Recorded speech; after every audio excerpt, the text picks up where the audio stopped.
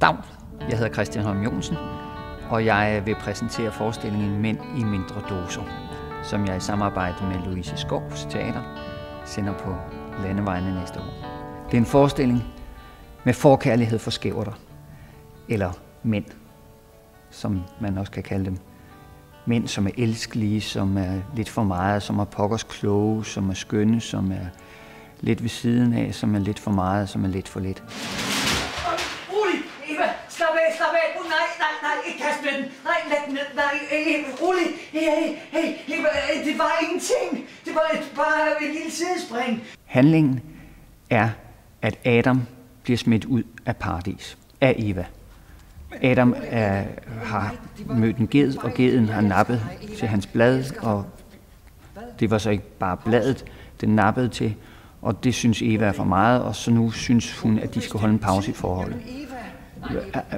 Adam, han elsker hende. Han er helt vild med hende. Han synes ikke, de skal holde pause, men det bestemmer Eva, at de skal.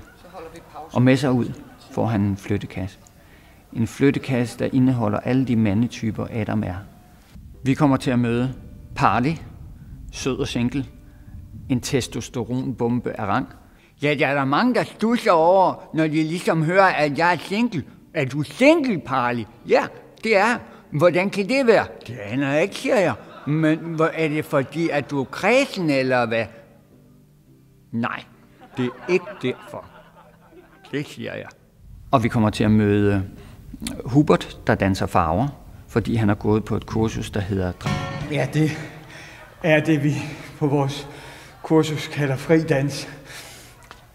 Vi laver meget med dans, hvor vi arbejder med et system, hvor hvis man ikke er særlig spændende, så kan man da i det mindste se ud, som om man er det. Ja. Manden, Gommen, som er kommet til bryllupsfesten uden sin brud, fordi hun er faldet ned ad trappen ud af kirken. Så ser Liselotte nu på skærestuen og venter på sine røntgenfotografier, og man mener faktisk, at hendes hofte er brækket. Man er ikke helt sikker, men man er ret sikker på, at hun ikke kommer tilbage her i aften. Og det er hun jo temmelig ked af, i og med, at det er hendes første bryllup.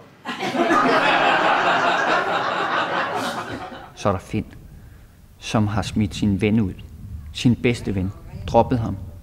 Måtte sige, det dur ikke mere. Fordi vennen altid ydmyger ham ved at give ham erotiske gaver. Erotiske gaver, som han ikke vil have. Hvad er det for noget, spurgte jeg. Det er et par sokker. Ja, det kan jeg da godt se, men hvorfor er der de der haner på?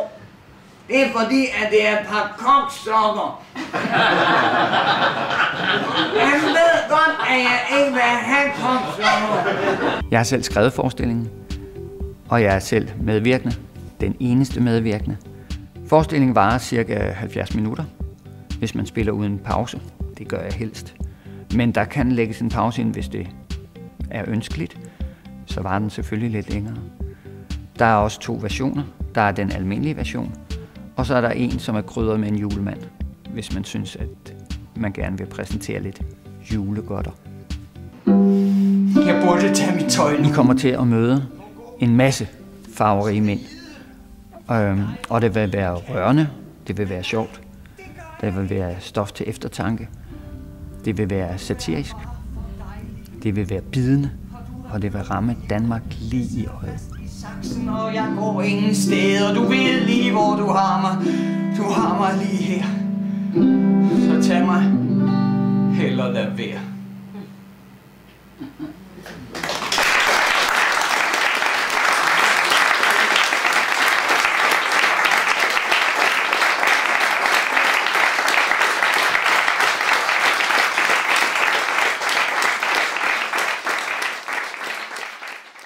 Altså, hvis I spørger mig, jeg vil aldrig gå ind og se den forestilling.